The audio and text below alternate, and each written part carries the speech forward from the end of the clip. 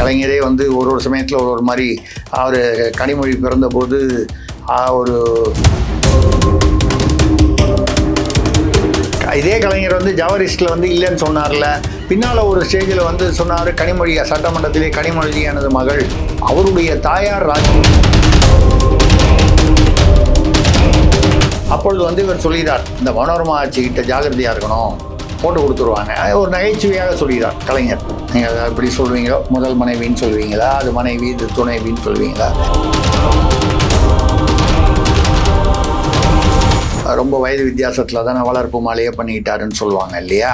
அந்த மாதிரி வந்து அந்த வித்தியாசம் பண்ணார். அது வந்து திராவிடத்தில் வந்து சாதாரணமான விஷயம். அந்த அம்மா ஓடியாந்து இப்படி ஆயிடுச்சு, உங்களுக்கு உடம்பு சரியில்லையேன்னு பெருசாக அழுதாங்க.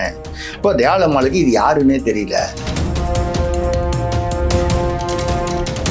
ஜெகத்ரட்சகனில் எடுத்துக்கிட்டிங்கன்னா வீடு வந்து அடையாறில் ஒரு வீடு, மாலிங்கபுரத்தில் ஒரு வீடு. அப்படின்னா என்ன அர்த்தம்? திராவிடம் வந்து என்ன செய்துச்சுன்னா, சட்டவிரோதமான ஒரு விஷயத்தை வந்து எல்லாரும் இதை கைத்தட்டி அவர் வந்து மனோரமா ஆட்சி தான் போட்டு கொடுத்தாங்க அப்படின்னு சொல்ற அந்த நிகழ்வை, இதற்கு பின்னால் இருக்கக்கூடிய சமூக ரீதியான கனிமொழி எனது மகள், அவருடைய தாயார் ராஜாத்தி அம்மாள். ஆனால் அவர் பொதுமக்களுக்கு தெரிகிற அளவுக்கு, அதிகாரிகளுக்கு, காவல்துறை அதிகாரிகளுக்கு, அரசு அதிகாரிகளுக்கு தெரிகிற அளவுக்கு வந்து இது வெளிப்படையாக தெரிகிறது என்றால், எந்த நீதிமன்றமோ ஏதாவது கேட்டுதா? இப்போ எந்த சட்டம் வந்து ஒரு முதலமைச்சரையோ ஒரு அமைச்சரையோ, முதல் மனைவி இருக்கும்போது இரண்டாவது மனைவி எப்படி நீங்கள் வந்து அதுவும் வந்து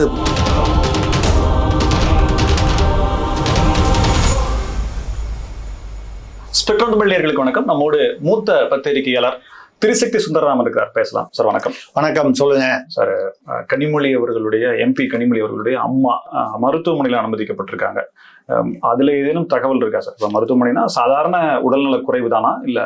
அதாவது இந்த மாதிரி ஒரு பிரபலமானவர்கள் வந்து மருத்துவமனையில் அனுமதிக்கப்படும் பொழுது அது சாதாரணமாக பரிசோதனைக்காகவோ இல்லை வயதுக்கேற்ற சில உடல்நல கோளாறுகளுக்காகவோ இருக்கலாம்.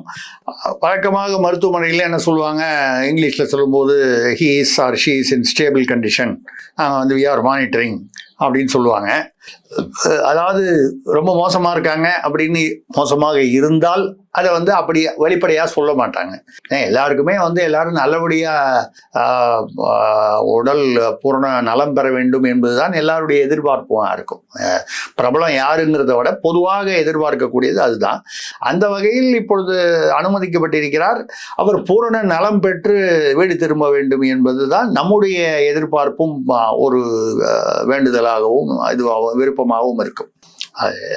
என்னன்னா, இதுல வந்து கலைஞர் கருணாநிதி அவர்களுடைய குடும்பத்துல பாத்தீங்கன்னா, அவர் தயாளம்மாள் அவர்கள் வந்து ஏற்கனவே பல வருடங்களாக உடல்நிலை மோசமாக இருக்கிறார். அதாவது மனைவி, நீங்க அதை எப்படி சொல்வீங்களோ, முதல் மனைவின்னு சொல்வீங்களா, அது மனைவி இது துணைவின்னு சொல்வீங்களா, அது கலைஞரே வந்து ஒரு சமயத்துல ஒரு மாதிரி அவர் கனிமொழி பிறந்தபோது ஒரு ஜவஹரிஸ்ட்னு ஒரு பத்திரிகை ஆசிரியர் சுப்பிரமணியம்னு அவர் வந்து கருணாநிதி ஏதோ இந்த ஆஸ்பத்திரியில் வந்து ஒரு பெண் பிறந்திருக்கு தர்மாம்பாள் என்கிற ராஜாத்தி அவர்களுக்கு, அந்த பெண்ணுடைய தந்தை வந்து கருணாநிதி அப்படின்னு எழுதினார். அவர் உடனே டேமேஜ் இது போட்டார், டெஃபமேஷன், கிரிமினல் டெஃபமேஷன், கிரிமினல் அவதூறு வழக்கு போட்டு அதில் என்ன சொன்னார்னா, அந்த தர்மாம்பாளுக்கும் ராஜாத்தி அம்மாளுக்கும் எனக்கும் எந்த தொடர்பும் இல்லை, உறவும் இல்லை. அப்படி இருக்கும் பொழுது என்னுடைய பெயரை அவமானப்படுத்தி விட்டார்னு சொல்லி அவருக்கு 6 மாதம், இத்தனைக்கும் அந்த ஜவஹரிஸ்ட் சுப்பிரமணியம் இவருக்கு நண்பரும் கூட. ஒரு 10 சின்ன ஆங்கில பத்திரிகை நடத்தினார் ஜவஹரிஸ்ட்னு. பெரிய பத்திரிகைலாம் இல்லை, இது மாதிரி எழுதுவார், கொஞ்சம் தடப்படான்னு எழுதுவார். இவருக்கும் தெரிந்தவர் தான். ஆனால் வந்து அது எழுதணும்னா அவருக்கு 6 மாதமோ 1 வருடமோ சிறை தண்டனை கொடுத்துட்டாங்க, கிரிமினல் டெஃபமேஷன்றதுனால. அந்த சிறை தண்டனை முடிஞ்சு வெளியில வந்தவர் அதுக்கப்புறம் எங்க போனாருன்னு தெரியல. உடல் நலக்குறைவுல போய் பிரபலம் இல்லாமல் பத்திரிகையெல்லாம் மூடிட்டு எங்கேயோ ஒரு மூலையில ஒடுங்கி அதுக்கப்புறம் அவர் இறந்து போயிருக்கலாம், இல்லை அது எப்படின்னு தெரியல. திமுகன்னு சொல்லும்போது பல விஷயங்கள்ல பல மாதிரி கோணங்கள்ல திங்க் பண்ண வேண்டி வரும். அண்ணாமலை பல்கலைக்கழக உதயகுமார் மாதிரி வந்து அந்த மாதிரிலாம் வந்து நினச்சி பார்த்தீங்கன்னா அப்படி இருக்கலாம். இல்லை இயல்பாகவே கூட அவர் இறந்துருக்கலாம். அவர் ஒன்றும் அவ்வளோ பெரிய பிரபலமானவர் இல்லாதனால அது அப்படி போயிருக்கலாம். இல்லை எதுக்கு சொல்லணும்னா, அவங்க தயாளம்மாள் அவர்கள் ஏற்கனவே கிட்டத்தட்ட ஒரு படுத்த படுக்கையாக, இல்லை வந்து ரொம்ப அந்த மூமெண்ட் எல்லாம் கம்மியாக இருக்கக்கூடிய அளவுக்கு ஒரு 3-4 வருடங்களாகவே அந்த மாதிரி இருக்கார். வயதும் அவர்களுக்கு இன்னும் கூட. ஏன்னா வயது உங்களுக்கு புரியணும்னு சொன்னா, அவர் மூக்கா முத்து அவர் முதல் மனைவி அவங்க, அதாவது பத்மாவதி அம்மாள் முதல் மனைவி கலைஞருக்கு, அதை CS ஜெயராமன் பாடகர் இருந்தார், சிதம்பரம் ஜெயராமன் அவருடைய சகோதரி. அவங்க வந்து ஏதோ ஒரு உடல்நல பாதிப்புல தான் இறந்து போனாங்க. அதுக்கப்புறம் தான் தயாளு அம்மாளை கல்யாணம் பண்ணாரு. அந்த மூக்கா முத்து வந்து பத்மாவதி அம்மாளுக்கு பிறந்த போது ராஜாத்தி அம்மாள் அப்பொழுது வந்து யாரோ ஒரு தர்மாம்பாளாக இருந்தவர். அப்போது அவருக்கு 3 வயது. பிற்காலத்தில் வந்து மிகப்பெரிய வயது வித்தியாசத்தில் கிட்டத்தட்ட அந்த பெரியாரிய அந்த ஸ்டைலில் அப்படித்தானே அவர் வந்து ரொம்ப வயது வித்தியாசத்தில் தானே வளர்ப்பு மாலையே பண்ணிக்கிட்டாருன்னு சொல்லுவாங்க இல்லையா? அந்த மாதிரி வந்து அந்த வித்தியாசம் பண்ணாரு. அது வந்து திராவிடத்தில் வந்து சாதாரணமான விஷயம்.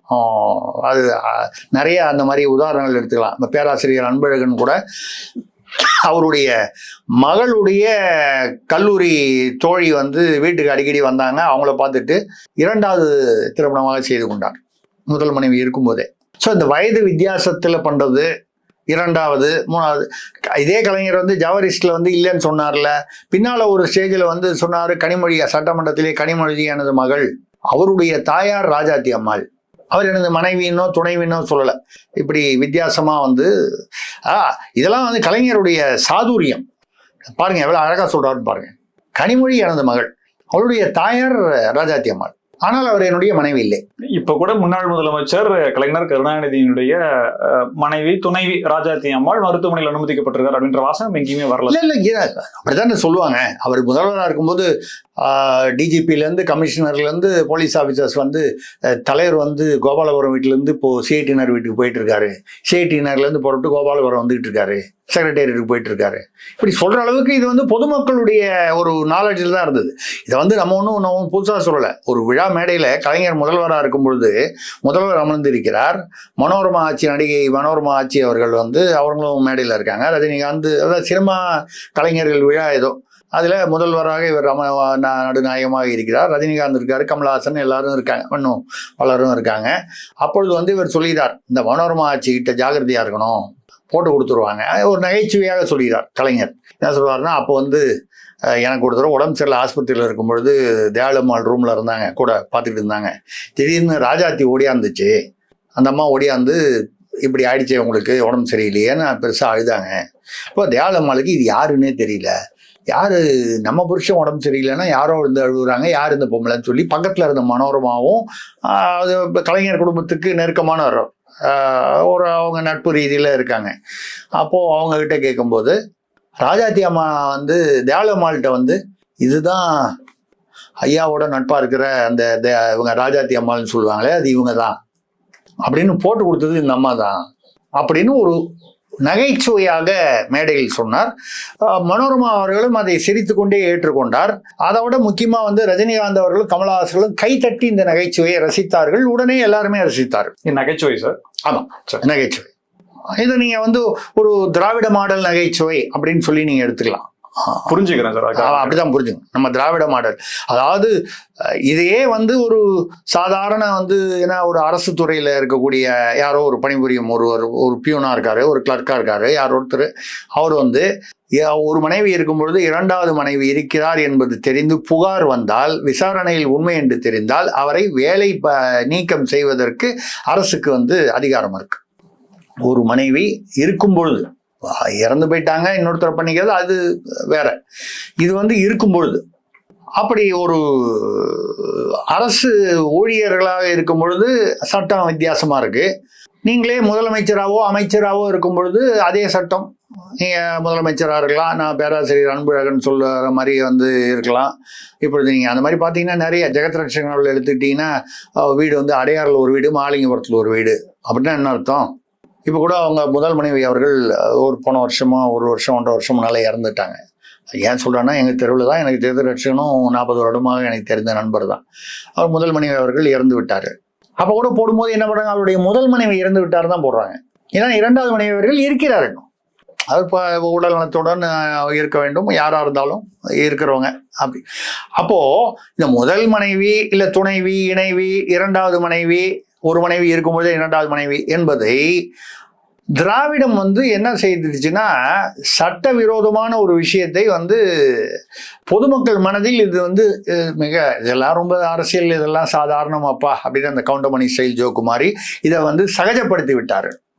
இப்ப எந்த சட்டம் வந்து ஒரு முதலமைச்சரையோ ஒரு அமைச்சரையோ, அவர் திமுகன்னு சொல்லலை, எந்த கட்சியானராக இருந்தாலும் முதல் மனைவி இருக்கும்போது இரண்டாவது மனைவி எப்படி நீங்க வந்து அதுவும் வந்து பொதுமக்களுக்கு தெரிகிற அளவுக்கு, அதிகாரிகளுக்கு, காவல்துறை அதிகாரிகளுக்கு, அரசு அதிகாரிகளுக்கு தெரிகிற அளவுக்கு வந்து இது வெளிப்படையா தெரிகிறது என்றால் எந்த நீதிமன்றமும் ஏதாவது கேட்டுதா? கேட்குமா? கேட்காது. கேட்காது என்ற தைரியத்தில் தான் எப்பொழுதுமே வந்து எதையுமே ஒரு தவறுகளை சுட்டி காட்டினாதான் அந்த இடிப்பாறை இல்லாத ஏமராமன்னன் கெடுப்பார் இல்லானும் கெடும். அந்த மாதிரி வந்து அது தவறு, சமுதாயத்தில் தார்மீக ரீதியில் தவறு என்ற உணர்வு மக்களிடையேயும் வந்து மறைந்து வருகிறது. நம்ம வந்து இதுல வந்து அரசியல்வாதிகளை மட்டும் குற்றம் சாட்டவில்லை, மக்களையும் சொல்றோம் இது தவறு. இப்ப அந்த நடிகர் ரஜினிகாந்தோ கமலஹாசனோ இல்லை இன்னும் XYZ நடிகர்கள், மற்ற இயக்குநர்கள், அவங்கெல்லாம் பிரபலமானவர்கள்லாம் மேடையில் இருந்தாங்க, ஆடியன்ஸ்லயும் இருந்தாங்க. எல்லாரும் இதை கைத்தட்டி அவர் வந்து மனோரமா ஆட்சி தான் போட்டு கொடுத்தாங்க அப்படின்னு சொல்ற அந்த நிகழ்வை, இதற்கு பின்னால் இருக்கக்கூடிய சமூக ரீதியான சட்ட ரீதியான தவறு ஒன்றை அங்கீகரிப்பது போல அந்த நிகழ்ச்சி நகைச்சுவையாக இருந்தாலும் அமைந்து விட்டது.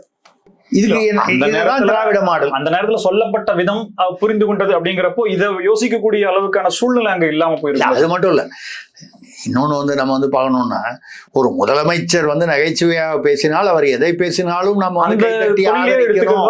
அந்த நம்ம கைத்தட்டி அதை வந்து ஆதரித்து அதை வந்து தன்னுடைய இதை தெரிவித்துக் கொள்வது வந்து இது ஒரு ஃபோபியான்னு சொல்லுவாங்க. இது ஒரு வியாதி மாதிரிதான். இதுக்கு போய் எதுக்கு கை தட்டணும்னா அதுல உள்ள நகைச்சுவை, அந்த நகைச்சுவைக்கு பின்னால உள்ள அந்த இயல்பான ஒரு தார்மீக தவறோ இல்லை வந்து அது வந்து அது இயல்பிலிருந்து மாறுபட்ட ஒரு விஷயமோ அப்படின்னு பார்க்காமல் அந்த நகைச்சுவையை மட்டும் ரசித்து விட்டு போவது வந்து நம்ம அவங்கள குறை சொல்லலை. அந்த நேரத்தில் அவங்க வந்து ஐயா நீங்க பண்ணதெல்லாம் தப்புன்னு எந்திரிச்சு சொல்ல முடியுமா? சொல்லிட்டு அவங்க வெளியில போயிட முடியுமா? அது நம்ம யதார்த்தம் புரியுது.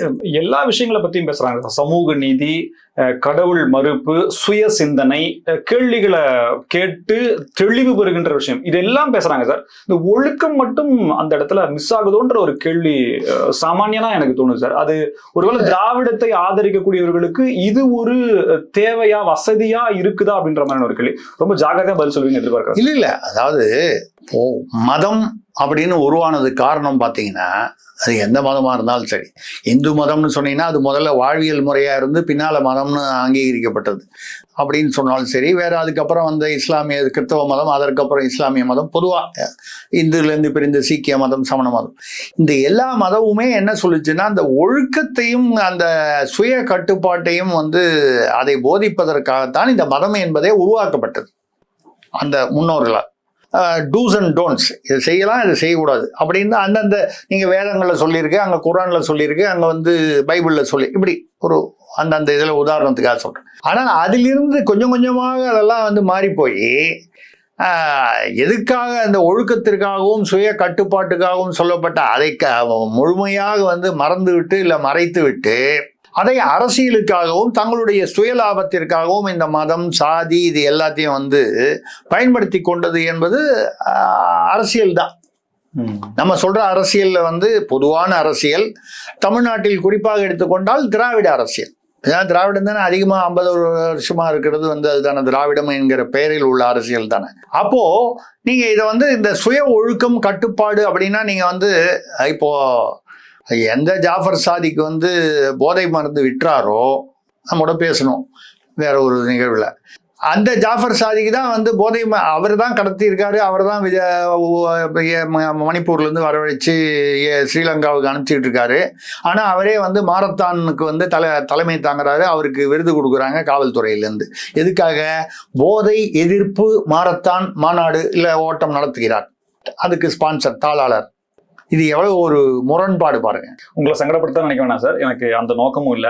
இப்ப இதே மாதிரியான கேள்விகள் திராவிட இயக்கத்தின்பால் அந்த திராவிடர்களால அந்த கழகத்தினுடைய இருப்பவர்களுடைய கேள்வி வைக்கப்படுது. என்னன்னா இந்து சமயம் சனாதன தர்மத்தை ஆதரிக்கக்கூடியவர்களும் இந்த மாதிரி ஒழுக்கக்கேடான விஷயங்கள் கோவில் கர்ப்ப கிரகத்திலேயே இல்லைன்னா பூசாரிகளே இல்லைன்னா அர்ச்சகர்களே இந்த மாதிரியான விஷயங்களை செய்யறாங்களேன்ற குற்றச்சாட்டுகள் அவங்கள சாதகமா பயன்படுத்திக்கலாம், இல்ல அதுவும் நடக்கத்தானே செய்துன்ற கேள்வி இருக்கு. இது இல்ல நான் கோவிலையோ மதத்தையோ இல்ல இந்த மாதிரி அந்த கோயில் மாதிரி ஒரு சூழ்நிலையையோ தவறாக பயன்படுத்தி தவறுகள் செய்தால் அவர்கள் இன்ஃபேக்ட் அவர்கள் மீது தான் நான் அதிகமாக குற்றச்சாட்டு சொல்வேன்.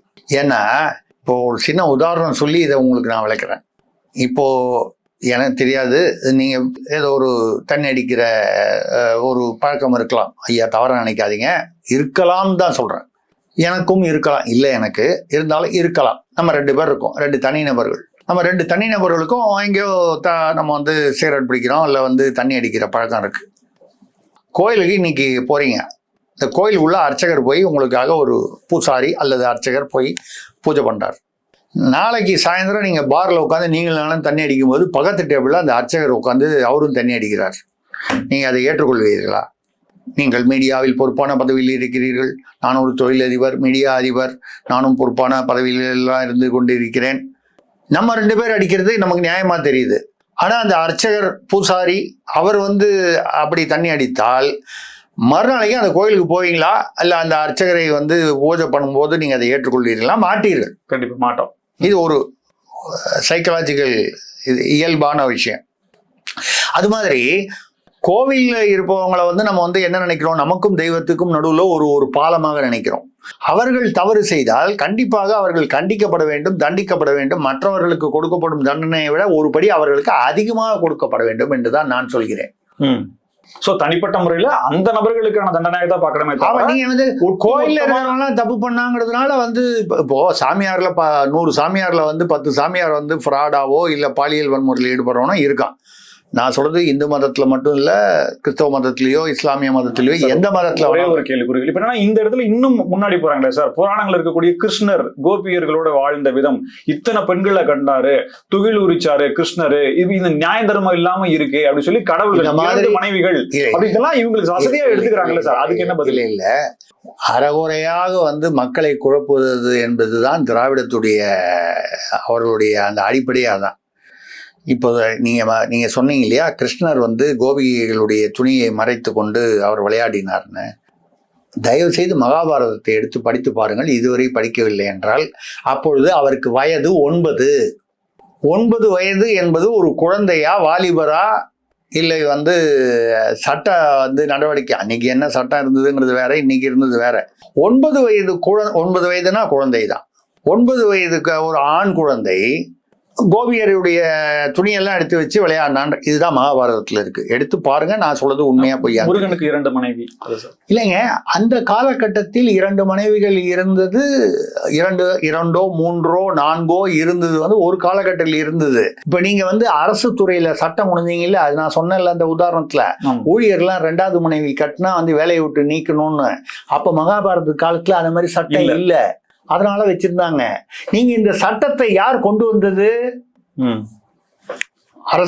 அரசு ஊழியர் 2வது மனைவி, ஒரு மனைவி இருக்கும் பொழுது இன்னொரு திருமணம் செய்தால், அப்படி ஒரு புகார் விசாரணையில் நிரூபிக்கப்பட்டால் அவரை பணி நீக்கம் செய்ய முடியும் என்கிற சட்டம் கொண்டு வந்தது யார்?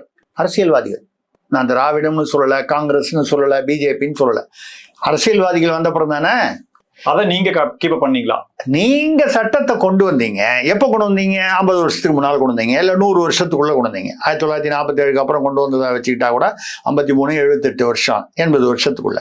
இந்த 80 வருடத்தில் நீங்கள் கொண்டு வந்த சட்டத்தை நீங்களே மீறுகிறீர்கள். நீங்க இதுக்கு சேட்டா மனு அன்னைக்கு மனுநீதி சோழன், மனுநீதினு ஒண்ணு சொன்னாங்களே, அதுல சொன்னாங்க. சரிங்க, மனுநீதி சோழன் ஒருத்தர் இருந்தார். அவர் வாசலை ஆராய்ச்சி பண்ணி அடிச்சது, பசு அடிச்சது, போய் பார்த்தாரு. அவருடைய கன்றை இவருடைய மகன் இளவரசன் தேர்காலில் வேகமாக போய், நம்ம வண்டி ஃபாஸ்டா பென்ச் எடுத்துட்டு போற மாதிரி தேரை ஓட்டிட்டு போய் கொண்டுட்டான். உடனே என்ன பண்ணாரு, அதே மாதிரி மகனை தேர்காலில் இட்டு கொண்டு விட்டார். சரிங்களா? இன்னைக்கு நான் ஒன்று சொல்றேன். ஒரு மந்திரி இருக்கார், யாரோ ஒரு மந்திரி, திமுக அதிமுக எல்லாம் பார்க்காதீங்க, ஏதோ ஒரு காங்கிரஸ் பிஜேபின்னு பார்க்க வேணாம். ஒரு மந்திரியோட பையன் இங்கே நம்ம கே நகரில் தனசேகரன் ஒரு எம்எல்ஏ இருந்தார் திமுக, அவருடைய பேரன். அவங்களுக்குள்ள இந்த ஏதோ ஒரு சண்டை, அதாவது நண்பர்களுக்குள்ள இல்லை தெரிந்தவர்களுக்குள்ள 2 குரூப்பு. அதில் ஒரு பையனை வந்து பிடிக்கலன்றதுனால எதேச்சியாக கூட வந்து ஏற்றி கொள்ளலை, வேண்டுமென்ற வண்டி ஏற்றி கொண்டுட்டு திருப்பி வந்து இறந்துட்டாரான்னு பார்க்கறதுக்காக மறுபடியும் ஒரு தடவை திருப்பி ரிவர்ஸில் வந்து ஏற்றிருக்காங்க. கைது பண்ணாங்க, அப்புறம் பிணையில் வந்துட்டார். நான் கேட்குறதெல்லாம் அந்த காலத்தில் மனுநீதி சோழன் பண்ணாருன்றது, அன்னைக்கு வந்து அவர் தன்னுடைய மகனை வந்து தேர்காலில் இட்டு கொன்றார். அது அவர் மன்னன், அந்த நாட்டுடைய சட்டம் அவர் கையில் இருந்தது. அவரை வந்து யாரும் ஏன்னு கேட்க முடியாது. இன்னைக்கு ஒரு அமைச்சர் வந்து முதல்ல செய்வாரா, என் பையன் வந்து ஒரு காரில் ஏற்றி யாரோ ஒரு ரோட்டில் போகிறவங்கள கொண்டுட்டான், அதுக்காக பதிலுக்கு நான் கார் ஏற்றி அவனை கொண்டுறேன்னு சொல்லுவாரா? இல்லை சட்டத்திலிருந்து அவனை எப்படி பாதுகாப்பது, எங்கே கொண்டு போய் ஒழித்து வைப்பது என்பது தானே கட்சி தாண்டி கட்சி எந்த இதுவும் குறிப்பிடாமல் பொதுவாக நடக்கக்கூடிய விஷயம் இதானே. நீங்கள் 2000 வருஷத்துக்கு முன்னால எழுதப்பட்ட ஒரு நூலையோ இல்லை அன்னைக்கு இருந்த ஒரு சட்டத்தையோ எடுத்து வச்சுட்டு இன்னைக்கு கம்பேர் பண்ணிட்டீங்களே. நம்ம சொல்றது வந்து நீங்க கொண்டு வந்த சட்டம், இந்த தலைமுறையில இதுக்கு முன்னால் உள்ள இந்த 50-60 வருஷத்துல கொண்டு வந்த சட்டத்தை மீறி நீங்கள் செய்யறதுக்கு முதல்ல பதில் சொல்லாமல், 2000 வருஷத்துக்கு முன்னால கிருஷ்ணர் 3 பொண்டாட்டி வச்சிருந்தாரு, அவரு முருகர் 2 பொண்டாட்டி வச்சிருந்தாரு.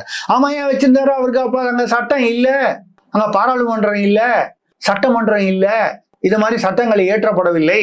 அது சகஜமாக சமுதாயத்தில் ஏற்றுக்கொள்ளப்படுவதாக இருந்தது. அப்போ ஒண்ணு பண்ணுங்க, இந்த சட்டம்லாம் நீங்க நீக்கிடுங்க, நீங்களும் நீக்கிடுங்க. இந்த அது ஏன் அரசு ஊழியனுக்கு வந்தா அந்த சட்டம் உண்டு, உங்களுக்குன்னா கிடையாது? அவ்வளவுதான் நம்ம கேட்கணும். நிச்சயமா சார். அதாவது நிறைய பெரிய சப்ஜெக்ட், வாத பிரதிவாதங்கள். இன்னும் சொல்ல போனா இந்த வீடியோ போஸ்ட் பண்ணும்போது கருத்துக்கள் மூலியமாகவே எதிர்கருத்துக்களும் ஆதரவு கருத்துக்களும் வரும்ன்றது நான் சொல்லுவதெல்லாம் என்னென்னால், சட்டம் என்று ஒன்று சமுதாயத்தில் ஏற்படுத்தப்பட்டது என்றால் அதை ஏற்படுத்துவது அரசியல்வாதிகள், அந்தந்த காலகட்டத்தில் உள்ள அரசியல்வாதிகள் ஏதோ ஒரு சமூக நலனுக்காக அதை கொண்டு வந்திருக்கிறார்கள். இப்ப இதே உதாரணத்தை எடுத்தீங்கன்னா, ஏன் வந்து ஒரு மனைவி இருக்கும்போது இன்னொரு மனைவியை வந்து கூடாது, அவரை பணி நீக்கம் செய்யணும்னால், இதை மாதிரி வந்து வரிசையா வந்து பண்ணிட்டு போய் அவனால வந்து அந்த குடும்பத்தை காப்பாற்ற முடியாமல் ஒரு பொருளாதார ஒரு பின்னடைவு ஏற்படலாம். அது சமுதாயத்திற்கு கேடு. அப்படி மாறி மாறி குழந்தைகள் பிறக்கும் பொழுது அந்த குழந்தைகளுக்கு வளர்வதற்கான பொருளாதார அடிப்படை இல்லாமல் போய்விடும். பெற்றோர் இருந்தும் அனாதைகளாக போய்விடுவார்கள் பொருளாதார ரீதியில். அந்த சமூக அவலத்தை தடுப்பதற்காக ஒரு நோக்கத்துக்காக எந்த அரசியல்வாதி கொண்டு வந்தாலும் அந்த நோக்கம் நல்ல நோக்கம்.